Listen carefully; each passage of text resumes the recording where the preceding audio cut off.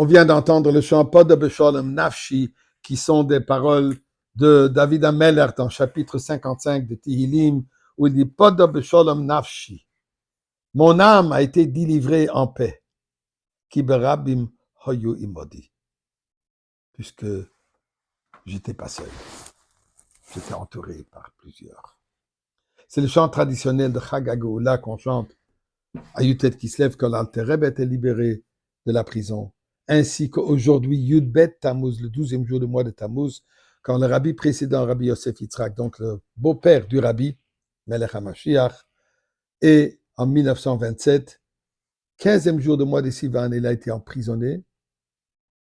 Miraculeusement, le 12e jour de Tammuz, il a été libéré. Donnons d'abord de la tzedaka pour nos chers frères et sœurs, pour la sécurité de nos chers frères et sœurs en Eretz Israël. Malheureusement, encore 5 victimes ce soir. 5 soldats, malheureusement, qui ont perdu leur vie. Messieurs Nefesh, Kiddush Hashem. Et je vous invite aussi à réciter le psaume 55 de Tehillim. Si vous connaissez le chant, chantez. Sinon, dites-le.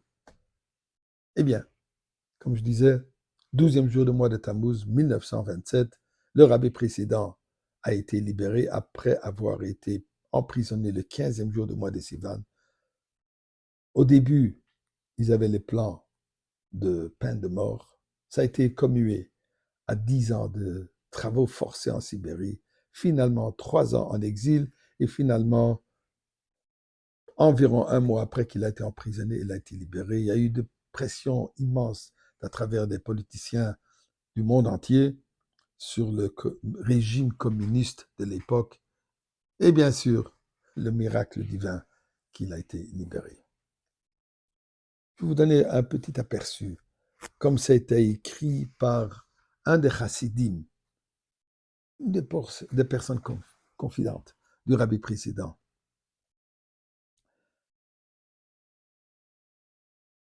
Reb Eli Chaim Althus. Et il décrit la situation, l'ambiance qui était déjà à ce moment. Il dit, dès Rosh Hashanah, cette année, du début de l'année, donc 5687, on a réalisé qu'il y a quelque chose qui n'est pas bien. À Rosh Hashanah, en récitant les versets avant le son du shofar, le rabbi précédent, en disant le pasuk, Mina Metzar Karati Yudke. Mina Metzar qui veut dire, dans la détresse, j'ai appelé Dieu. Là, on a entendu un soupir provenant du fond du cœur du rabbi précédent, qui dit Oi Gewalt en yiddish. Et juste après, il dit Al yashkuni zeidim, que le méchant ne m'opprime pas. Ceux qui ont entendu ont réalisé qu'il y a un nuage noir, malheureusement, qui s'élargit.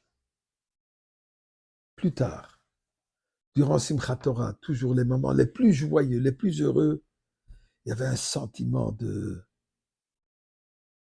tristesse chez le rabbi précédent. Les mamarim, les discours, même les akafotes, on ressentait une sévérité, une tristesse terrible. Après Sukkot, quand le rabbi précédent a dû voyager à Moscou pour un projet communautaire, je l'accompagnais au train.